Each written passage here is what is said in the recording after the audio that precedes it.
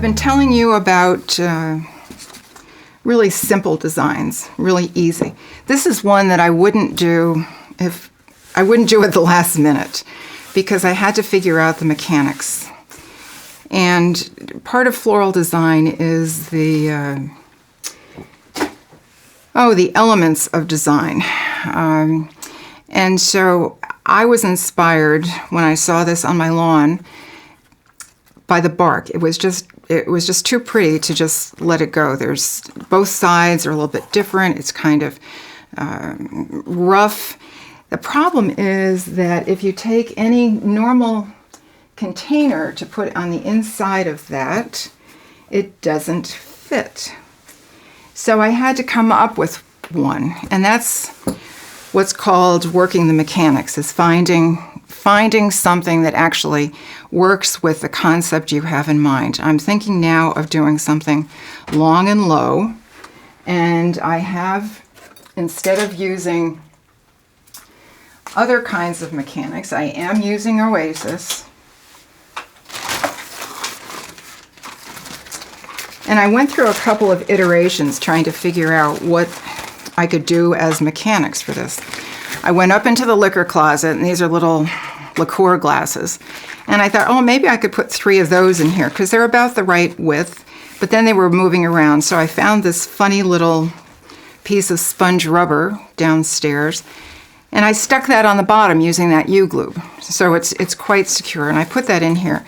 But that didn't allow me to do what I wanted to do, which was to have the flowers come out the side. So eventually what I did was, again, I went into my stash of stuff, and I keep all kinds of things because I never know what I'm going to use. And what I found was this, aluminum-backed bubble wrap that probably food from HelloFresh came in or something like that. And so I made a little boat out of that. I stapled it on both sides, and it fits nicely in here. It shapes exactly to the bark. And then I wet a piece of Oasis. And Oasis, as many of you probably know, is not biodegradable. It has formaldehyde in it, and so it's kind of on the wane right now as a mechanic. However, florists use it a lot because it really does keep things secure.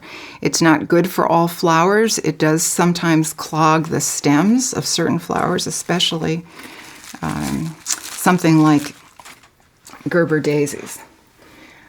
And so I've put the Oasis into my little boat, and you might be able to see it's just kind of in here, and I can put some long, low pieces out both sides and up the top. And so my concept is that this is going to be very natural looking fall forest floral design. It's basically a traditional design, and all of these flowers, and I don't know what you can see of this. I'll tell you what I'm working with as I go along. And the greens have come out of my garden.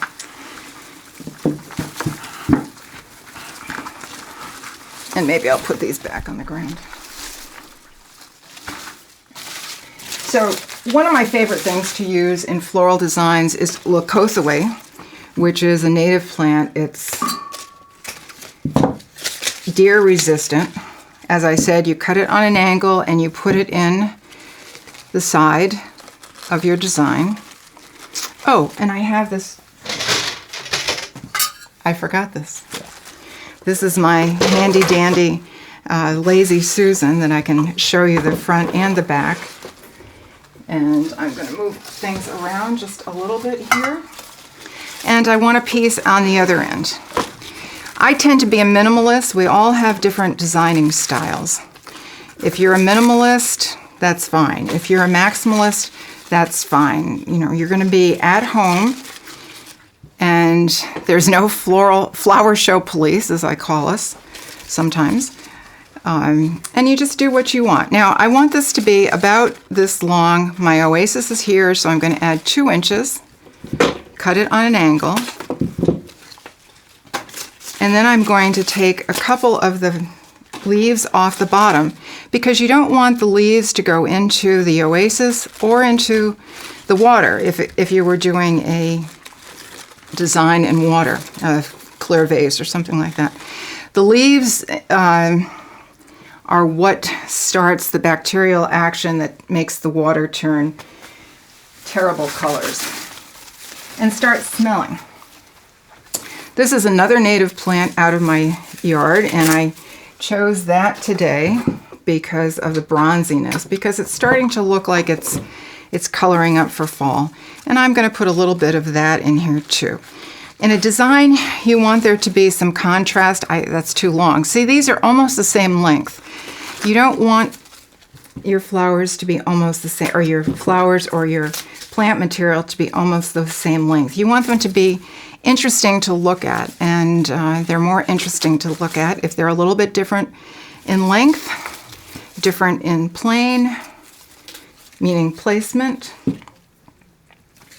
And same thing here, I'm eyeballing it, adding 2 inches into the oasis.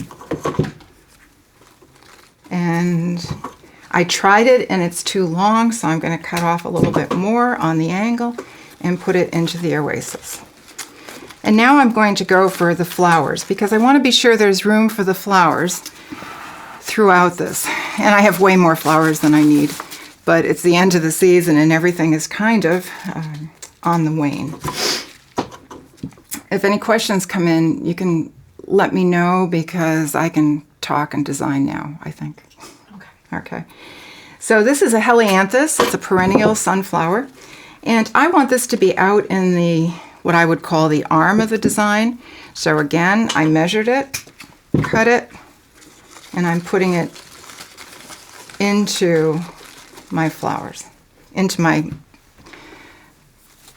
leaf material. And I want to be sure I have another long one to put out into the other one. See how I cut off the top bloom? And so this is going to be one very long piece. And it's probably just about the right length. I'm going to cut it a little bit. And then I'm going to put that into the arm. Otherwise, if you don't put something out into these arms on a long and low design, it looks like you have 2 different designs. It looks like you have the flowers in the middle and plant material. You have plant material on the outside, and you have your flowers only in the middle. And you want everyone to be able to see the beautiful flowers that you have. And I have more of these to put in. I'm going to put a couple up into the center. I said it was going to be low.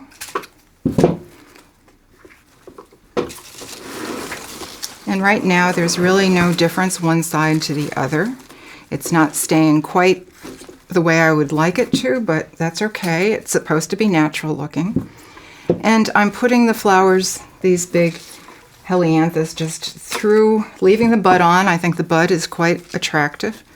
You have to decide on something like this if you want it to bend up or bend down, or you want to bend it slightly. You can bend it if you want. And here I think this is probably about the right length. And I'm going to put that in here. This one's going bad. Sometimes these flowers have been conditioned, and I didn't talk about conditioning at the beginning, but by conditioning, whether you buy the flowers from a wholesaler or Trader Joe's, you want them to be conditioned. And what that means is you put them into water the night before you're going to use them, or at least a couple of hours. Before you put them into the water, you cut off at least an inch of the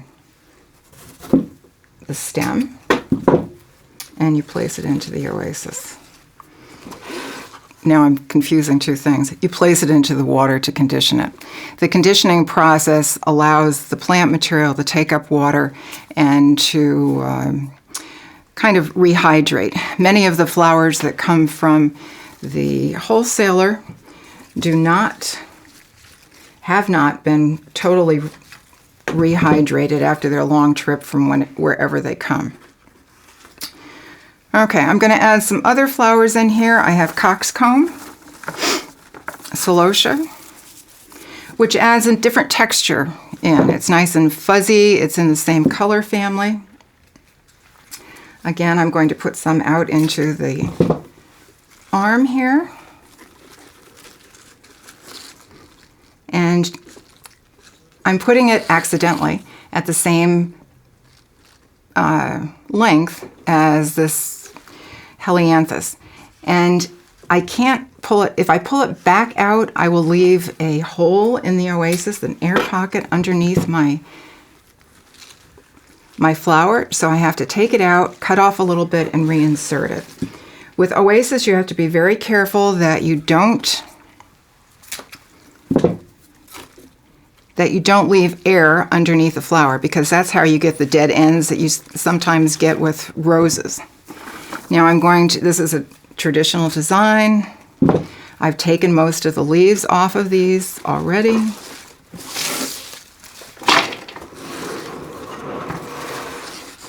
And I'm just going to keep filling in with more of the celosia.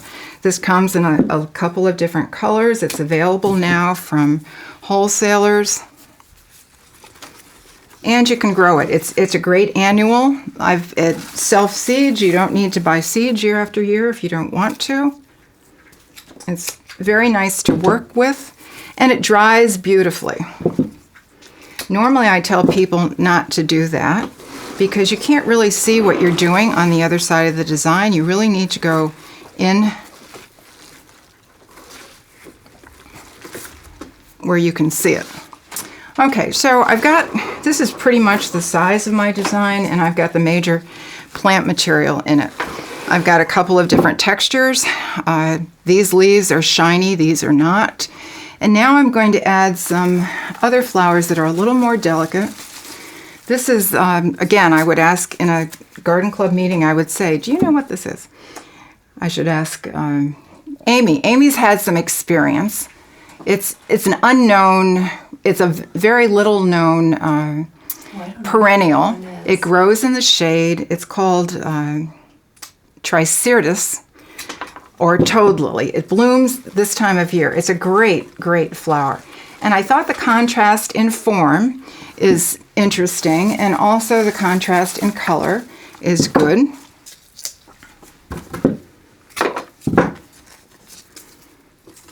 And so I'm continuing to put this through my design. Whoops, and that's way too tall. See how that I thought I was putting it in one place, it bounced up. It's way out of my long and low, so I'm going to pull it back out. Push it in here.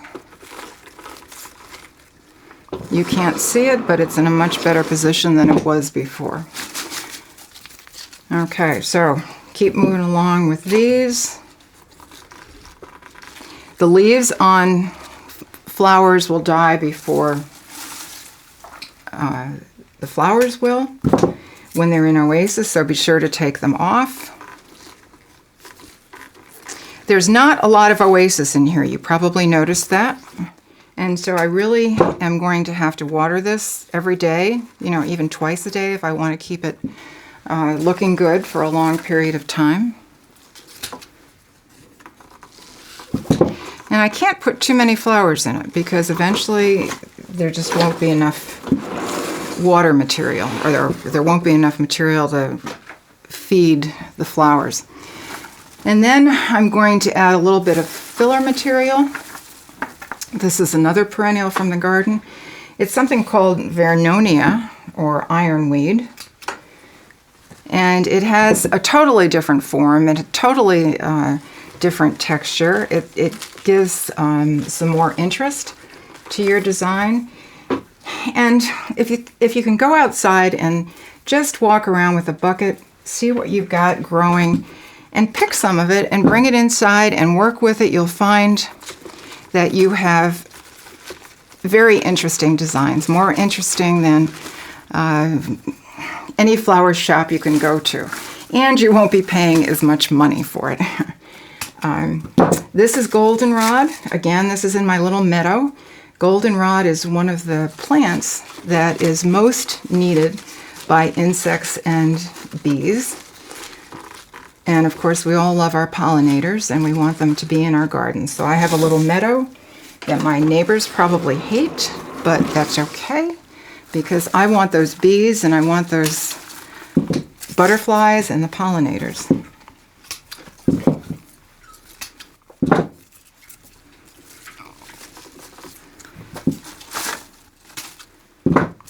This is not the plant that gives you hay fever. The plant that gives you hay fever is ragweed. It blooms at the same time as goldenrod, and so the goldenrod has gotten a bad name.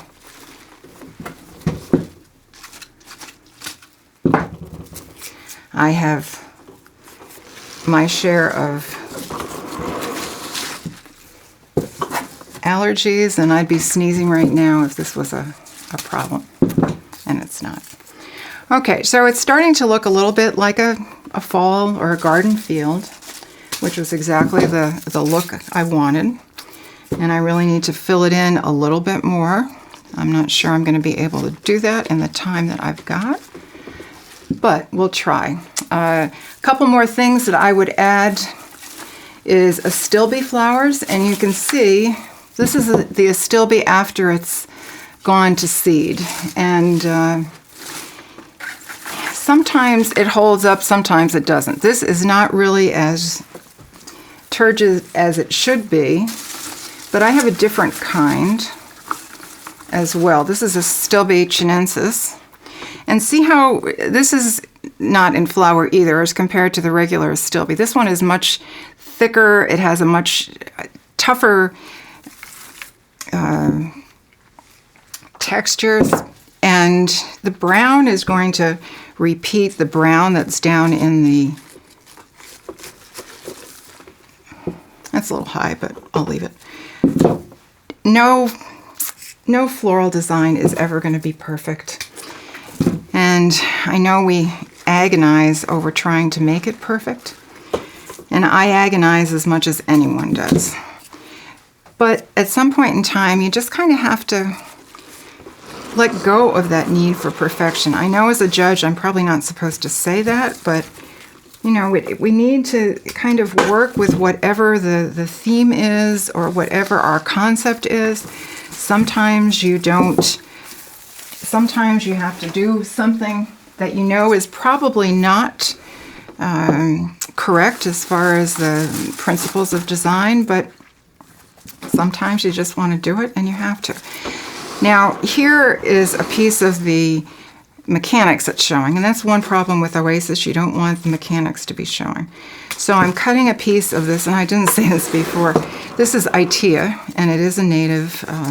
I don't know about whether the deer go after this or not. My husband put up a fence last year, and so I'm not worrying about deer in my garden anymore.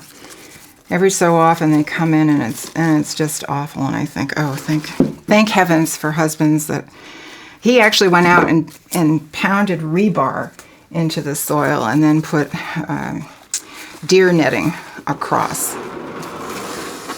And so in general we don't have deer. I have a question from Susan. She wanted to know if you could go over again the difference between goldenrod and what you used. Yes. So. This is goldenrod, and ragweed grows at the same time. Ragweed is the allergen causing plant. And it's green. It's very green. It grows almost the same height. It kind of looks like goldenrod, but it's not. And so if you want to grow this for the pollinators, anything that's green this time of year instead of being in flower would be something that you should pull out and get rid of and then go blow your nose. Okay, so we're into kind of the final stages here. And this is Chesmathium, and also called Northern Sea Oats. It does kind of look like oats. And it adds movement into the design. I love this plant. I use it a lot, both when it's green, now it's turning colors. And because it doesn't have a lot of, if I just put one in there, I don't think it would be as eye-catching. And so I put 4 together, I guess. I've cut them on an angle. And I'm going to show you one other kind of mechanic that I didn't talk about before. I talked about the U-glue. What this is called bind wire, and it's cloth-covered wire that has come on the market recently. You shouldn't cut it with your good shears like I just did, but I'm in a hurry.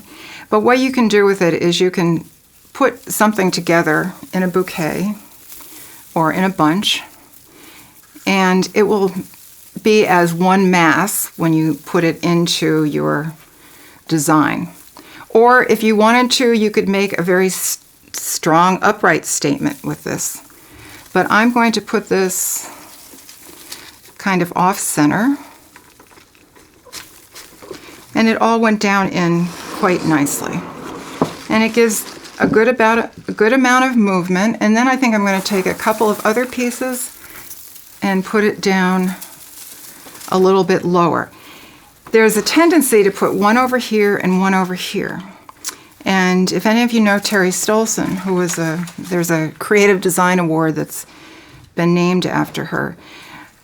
Terry is in my garden club, and she said, "Oh, that's the Mickey Mouse effect. You look at this and you've got 2 ears and your eyes go back and forth, and you don't want that to happen. So if you're going to put something matching this, don't put it at the same height. Maybe put it down a little bit lower so it's visible from the other side, but it's not standing up."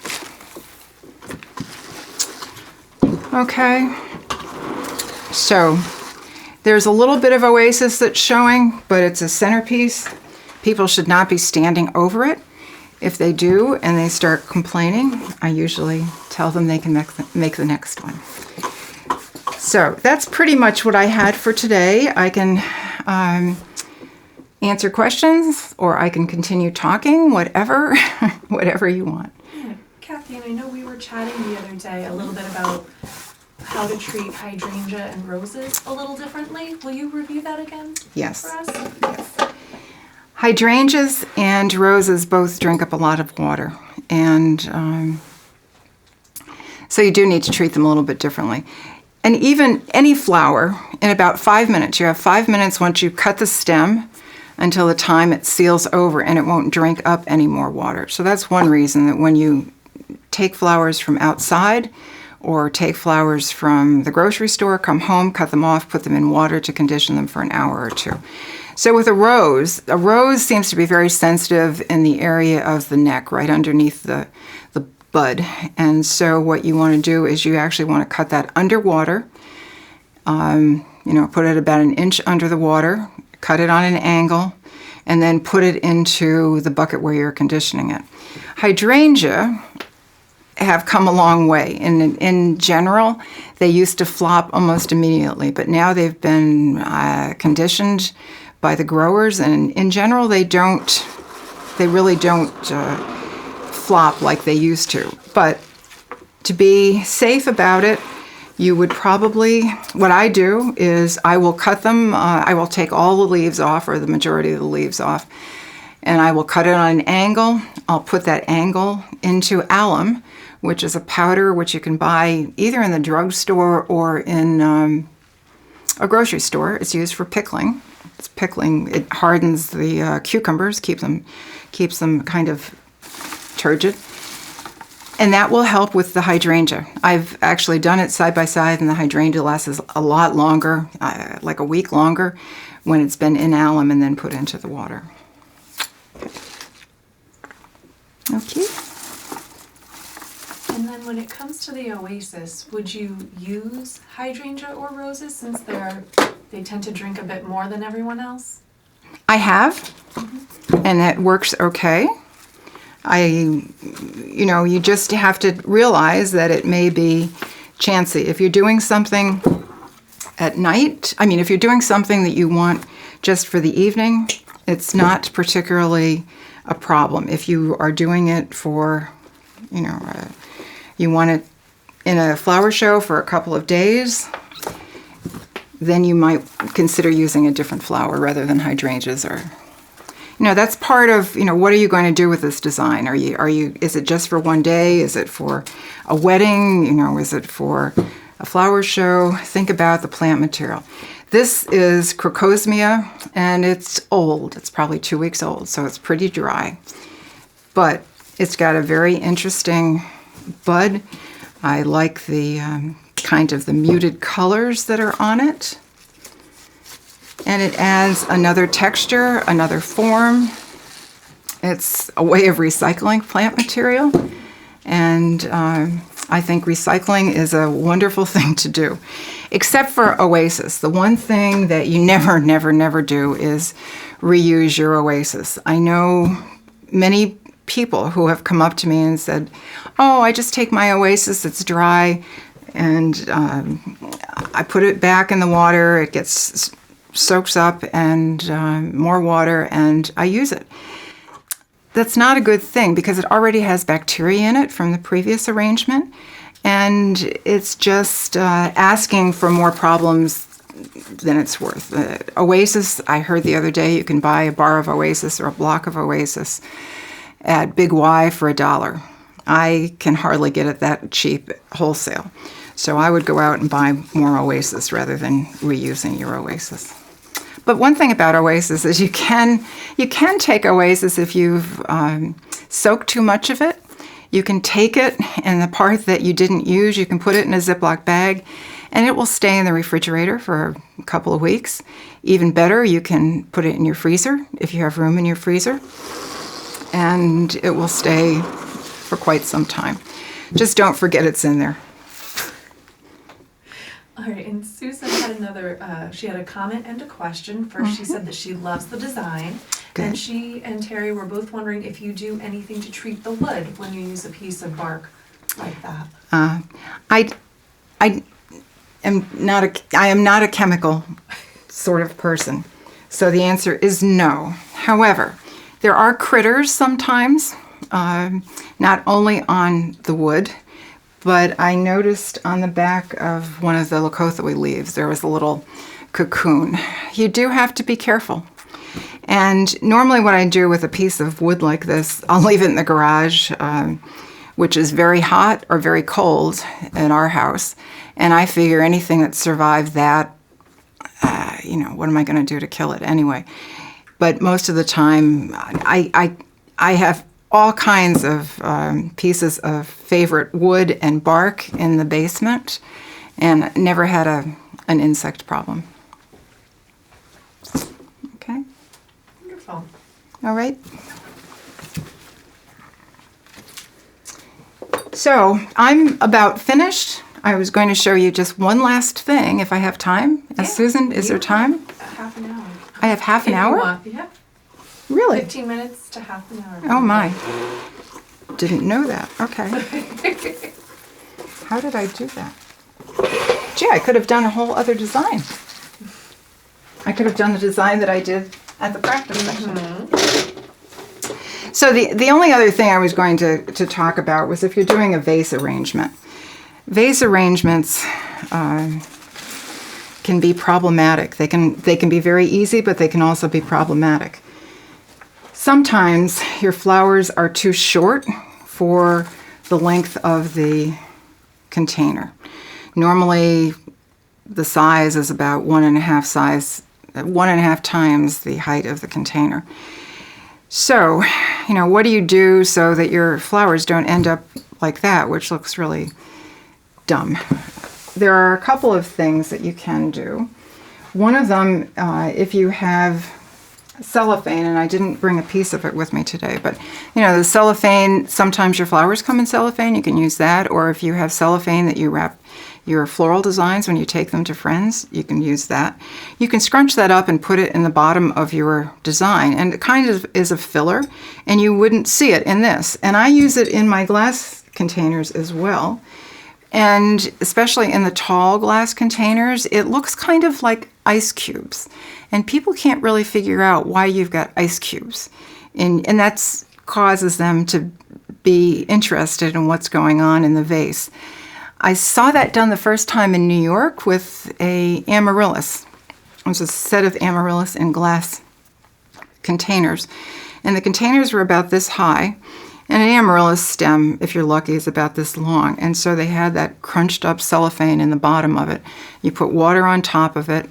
It's refreshing. It looks like ice in the summertime, so it's refreshing. And in the wintertime, it's just, kind of, well, it's appropriate for the season. Okay, the other thing you can do is if you have some tall flowers, and I'm doing kind of a modified hand arrangement.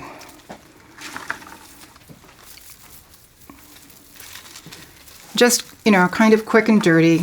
I know the typical one, you put it at a 45-degree angle, but I don't have that much time.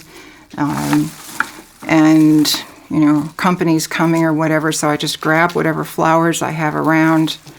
I try and put them at different heights. I arrange them in my hand. Okay, and then what I do with that bind wire, remember I talked about the bind wire before? I usually cut the bind wire off into pieces so that I don't spend a lot of time at the last minute cutting bind wire, nor do I use the wrong scissor for it. And I'll put that on my little bouquet here at the distance that I want. And I'll twist it around. The flowers are all together, and if I had more of them,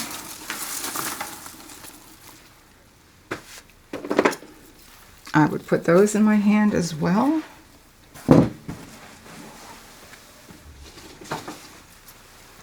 I could add this to it. Okay, I can't even see it myself. I could add this to it, but this is really out of scale. See how big that is for the container? So I'm not going to add that. But you could add a couple more flowers to this, make it a little bit thicker, and this is another way of seeing, you probably want it to be this tall. So these longer stems are going to compensate for the shorter stems in the bouquet. And I would put them in here. I'd want to be sure that the bind wire was down a little bit. But basically, you can just make a quick and dirty arrangement that way. You can also take perhaps another flower if you want something more in here. You can take another flower.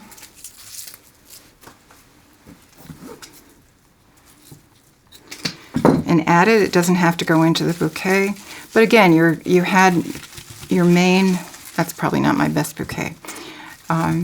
But you get the general idea. And that's really all that I wanted to do, was to teach you some new mechanics, some new ways to work with flowers, and just be sure that you get into your garden and cut whatever you can. Steal what you don't have. There are lots of, I'm sure your neighbors have flowers that they like or that they've been growing, and, if you ask, people will be generous and give you their flowers. Okay. Wonderful. I was just asking if anyone had any other questions for you. We're all set. Maybe. I can tell you one more thing. Oh. Okay. Remember way back in the beginning, I showed you this bowl? Again, this is quick and dirty. This was the bowl. Very quick and dirty. And the mechanic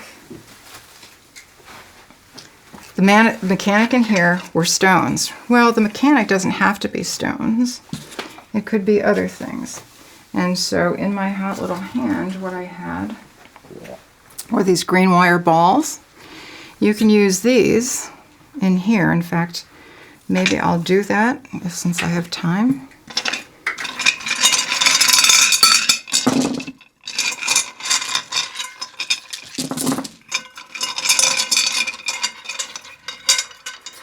Instead of using stones, you can use these wire balls.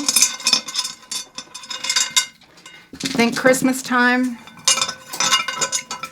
If you had calla lilies, you can actually lace the calla lilies through here and they'll drape through. I think I may have one,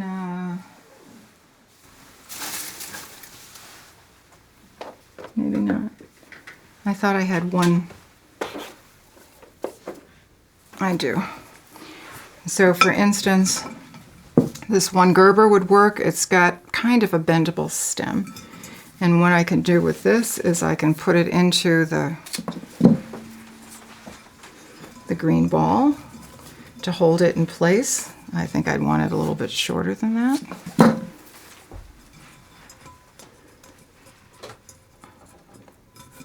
I think, Cathy, Susan was wondering what your favorite early spring flowers were to use from your garden. Oh, that would have to be the, I don't know. I have flowers in my garden almost all the time.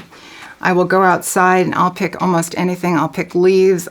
Sometimes I've taken hosta leaves, but the winter aconites, which are a yellow kind of daisy-like flower, also called Eranthemus hyemalis.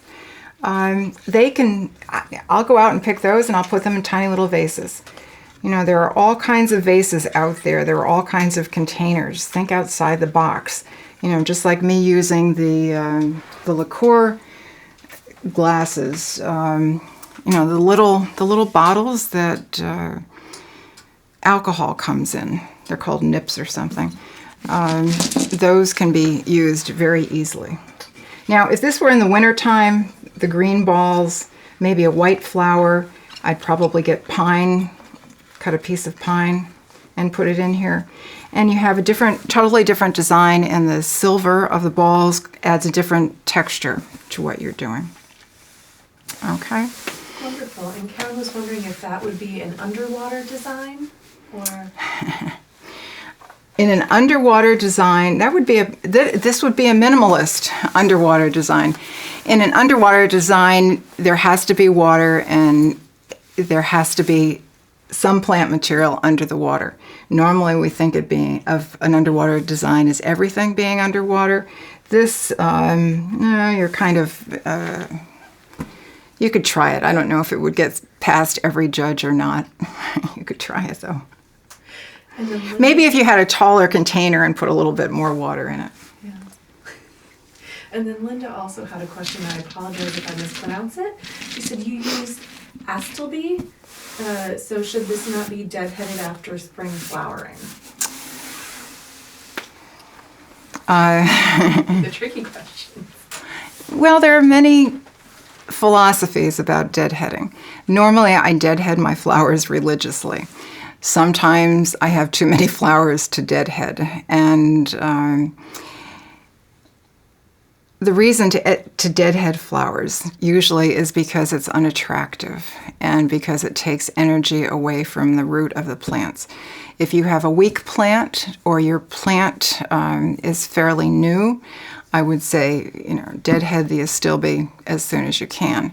My astilbe have been happy and been in the garden probably for 5 to 10 years, and so I don't tend to deadhead them unless the brownness bothers me. This astilbe is one that's in the shade, and it's almost a pretty lime green, and I don't see anything unattractive about that, so I wouldn't obviously I didn't deadhead them. There were some that were in the front of my yard, the thick ones that I used. These were in the front of my yard and they really bothered me. And that's why I have them now. I deadheaded them about 3 days ago because they were brown and unattractive.